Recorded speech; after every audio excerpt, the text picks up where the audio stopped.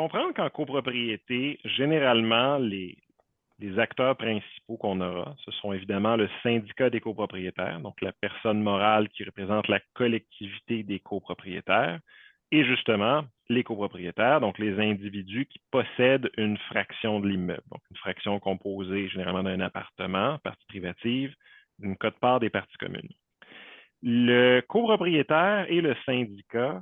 sont ensemble unis, si vous voulez, ou reliés dans un régime contractuel qui est gouverné par une déclaration de copropriété. Donc, ils ont une relation qui découle de la loi, mais aussi une relation qui découle d'un document, d'un acte qui s'appelle la déclaration de copropriété, que l'Assemblée des copropriétaires peut modifier de temps à autre au fil des années, par exemple en modifiant des règlements, en adoptant de nouveaux règlements, en modifiant l'acte constitutif, en adoptant des clauses pénales et ainsi de suite. Donc, on a une relation qui est très bilatérale entre les copropriétaires d'un côté et le syndicat de l'autre, le syndicat étant lui-même animé ou gouverné par un conseil d'administration. Et là, on a un troisième joueur, des fois, qui apparaît, qui est le locataire. Le locataire occupe une position un peu particulière en contexte de copropriété parce que le locataire, c'est le voisin que vous allez voir dans les corridors, mais pas aux assemblées.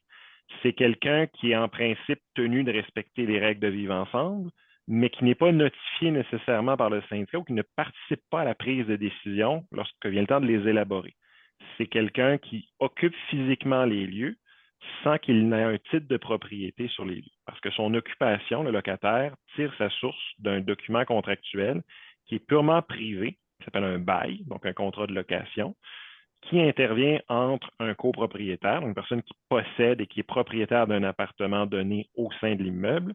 et qui décide, par acte privé, de dire je vous concède, Catherine Pépin, le droit d'occupation, d'utilisation et de jouissance de mon appartement, en contrepartie duquel vous allez me dédommager ou me payer une certaine somme que je vais recevoir à titre de loyer. Donc, le locataire, c'est comme un peu, je ne vais pas dire un intrus dans la copropriété, mais c'est quelqu'un d'externe. C'est quelqu'un qui ne fait pas partie directement de l'espèce de relation dualiste qu'on a entre les copropriétaires et le syndicat.